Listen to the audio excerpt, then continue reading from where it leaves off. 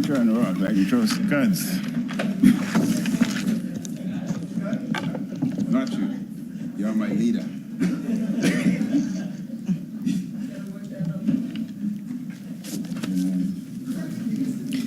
Thank you very much, Madam Speaker. This month has been designated as White Ribbon Month to heighten awareness around people in general and men and boys in particular taking action, speaking up to end violence against women and girls. While for many countries, the 25th of November marks the day, the entire month of November to do a number of things. End the based violence, help men masculinity in a culture like ours, chauvinism, sexism,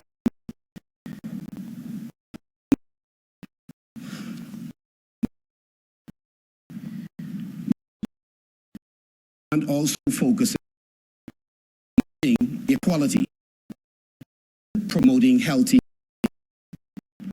Far too many girls and women are victims of domestic violence.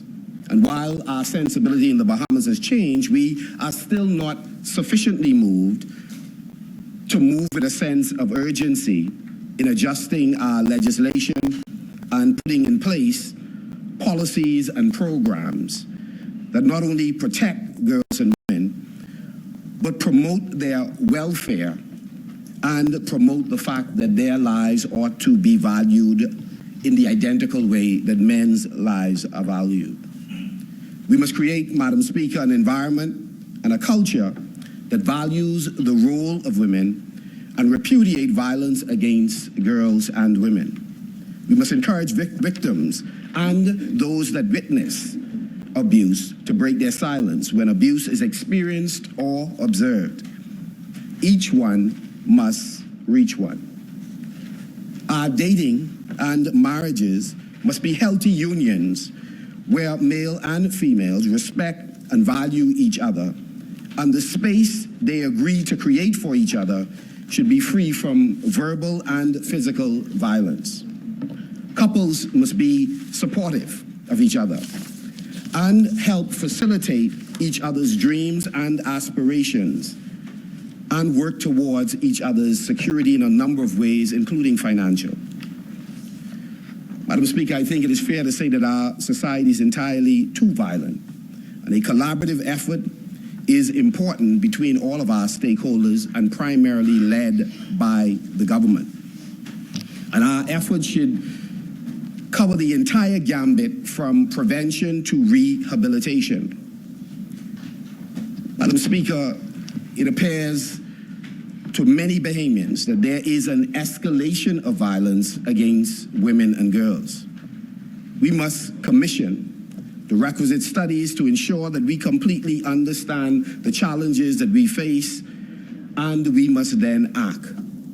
Our boys and men must be taught to manage their anger and more effectively resolve conflicts. Furthermore, Madam Speaker, they must be mentored to excel and to respect women who excel and sometimes exceed them so that they don't feel emasculated and act out in inappropriate ways in response. Madam Speaker, we share the view that a woman's place is in the House of Assembly. We share the view, Madam Speaker, that a woman should have regular dates with ironing boards, but more importantly, the boards of Ministry of Education, the Board of Social Services, the board that runs Dan Brad Limited, and companies throughout the Commonwealth of the Bahamas. Both have value, Madam Speaker, and in the Bahamas, a significant number of boards are chaired and ran by incredibly brilliant Bahamian women. Madam Speaker, we salute today the boys and men who now join our girls and women who are committed to ending gender-based violence. While in some respects we've made progress, the reality is we have been too slow on too many fundamental issues, too slow in putting in place best practices that we know exist in other jurisdictions. We have to eliminate gender-based gender biases in our workplace. We should be promoting and supporting no-fault divorce, especially if after all efforts are made to preserve a relationship. And if that fails, a person should have the right to go their separate ways. We should, Madam Speaker, be in the business of ensuring that all men understand that the prosecution of abusive men who believe that there is no circumstances under which a wife can decline sex with her husband, that they should know that this is a matter that has, must, and will be resolved. Madam Speaker, there's a need for mentorship programs that help our boys properly transition to manhood. Let me say, Madam Speaker, as a 19-year-old student at the College of the Bahamas, I had the honor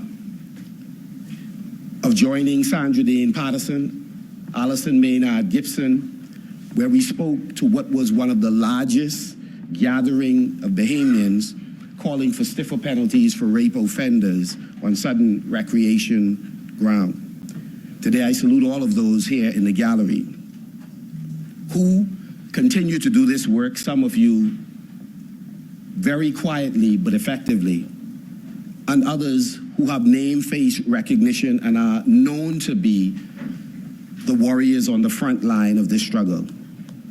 We've had others in this House, powerful women like Dame Janet Boswick, who put in place legislation to address these kinds of issues, struggling for fairness, for equity and empowerment. And so, Madam Speaker, I join in saluting all of them and saluting the men who are not lending but committing their voices, energies, and resources to fight to reduce violence in general, but gender-based violence in particular. I close, Madam Speaker, by sharing a poem that I wrote well over a decade ago, called Her Husband. Long, passionate kisses, firm, gentle embraces. Dreamy gazes intermingled with I love you, soon replaced with no kiss goodbye.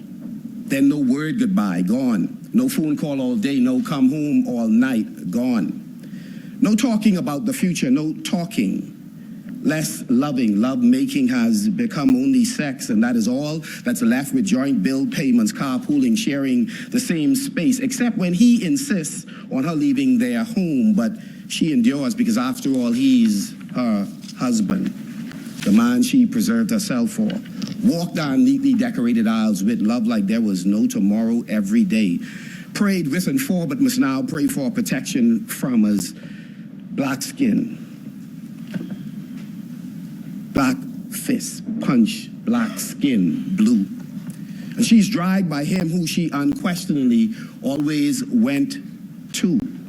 Loving him, healing him, nurturing him, cuddling him, reassuring him, who now terrorizes her with threats of separation, murder, then suicide. And she lays hurting, lonely, alone, longing for change as he returns, key turning in lock, turning back her mind as he enters the house, no longer a home. He touches her heaving stomach and breast and does not detect the fear in the tremors, or he does not care. As he pins her hands, rip her clothes, threatens her life, confuses her mind, knots her emotion, hurts the heart that loves him, prays not to hate him, though he makes it so easy. And she grieves in their silent sobs that night, the next day at work, that weekend in church. And his every apology is nothing but a preview of another explosion that's bound to come, burning her investment of time, effort, goals.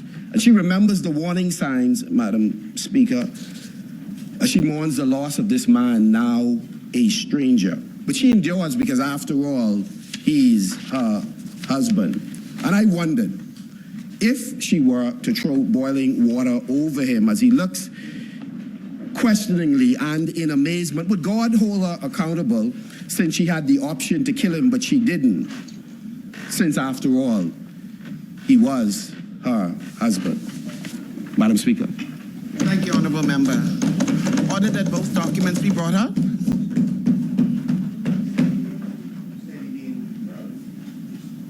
The chair recognizes the Honourable Member for Marathon. Speaker, if you would allow, just before our team leaves, Minister, I would also like to publicly recognize, but of course they can't stay. They have to go out on the streets and be in the community. That's where they're needed. But I want them to stand, the team of Social Service and Urban Development, who deals with our victims.